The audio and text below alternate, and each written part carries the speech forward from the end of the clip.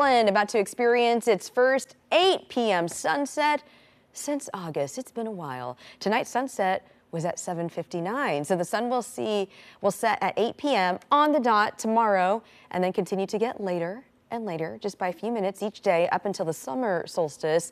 That'll be on June 20th, and then on that day, the sun will set, this is crazy, at 9:03 p.m. Although not too crazy, because people like Josh are like, well, it happens every year. But still, when you go from the 4:30 sunsets that we experienced in the winter to 9:03, it's a bit of a shock. Thank you for not diminishing my excitement. No. Because, it feels like it's a long winter. And we do say that every year, so then little things get us excited as we emerge from what was long a winter. We do, and it's interesting. If we stop changing our clocks, that means we're in standard time, and that would change that 9:03 to 8:03. Oh. If we stayed in standard time year round. There you go, noting the difference there. Yeah. But like you had mentioned, those sunsets gradually getting later until the summer solstice. When it hits 9:03, and that actually takes us all the way through the end of June.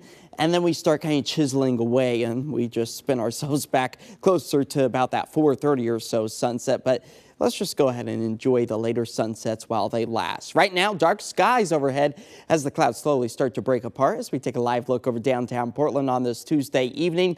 Temperatures starting to slide backwards right now. 46 degrees is where we currently sit, and keeping the clear skies for the rest of this evening as those temperatures start to slide back into the upper 30s. All is calm, quiet, and clear across the Portland metro area. Just the same goes for the coastline and the Cascades Mount Hood. We've seen just a few little flakes falling out towards the government camp area, but now we remove the cloud coverage, and that typically acts like a blanket for us overhead, trapping the long wave radiation that we pick up during the daytime hours. But that won't be the case tonight. Radiative cooling, that's with the lack of cloud coverage. All that heat that we built up today escapes back out into the atmosphere, and that means the cooler temperatures will find their way back into western Oregon and Washington. No surprise that the National Weather Service has gone ahead and painted a mosaic of colors for us here up and down the I-5 corridor and out along the coastline. That's where we have frost advisories, freeze warnings in effect. So what does that mean? It's going to be cold. If you have sensitive plants outside, now is the time to bring them in before those bone-chilling temperatures find their way back into our area. But thankfully, this latest cold snap, it's all short-lived. It's only impacting Wednesday morning. You can see our icicles there shriveling up over the next several mornings, as we expect to see our early morning lows only fall back into the low 40s at the coldest points. So once you've brought those plants back inside, make sure you put them back outside tomorrow, because they are going to like the sunshine and those warmer than normal temperatures that we expect to see all the way through the week's end. Now, gardeners beware.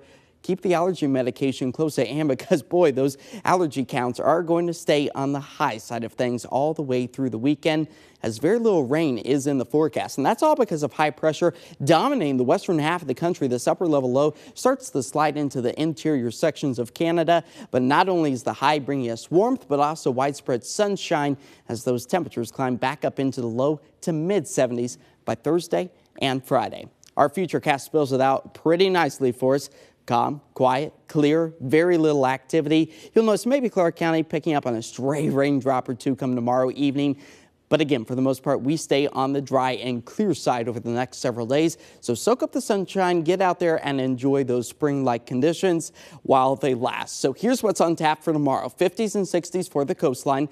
The I-5 corridor will see our winds out the north at about 5 to 10, and that will make the mid-60s feel pretty nice out there. Also seeing a bit of a warming trend out east as our temperatures climb back up close to 60 degrees for the Pendleton area. Now, government camp also seeing that warming trend in towards the upper 40s, low 50s for you, a little bit lower in elevation. But soak up the sunshine. It's going to take us all the way through Friday. Now, the soft cleanup here in Portland is Saturday. Temperatures in the 70s. Maybe just a few clouds to increase later in the day. Doesn't get much better than that. And Earth Day we celebrate on Monday. A mix of sun, clouds, and 71 degrees. Mother Nature giving us a nice little taste of kind of the Goldilocks zone of temperatures. Yes, I love that. It's like, even though it's springtime, we're getting touches of summer. It is great. And you said it best. You said go out and enjoy it. Yes, do just that. Thanks, Josh. All right, let's get to Adam with a look ahead with what's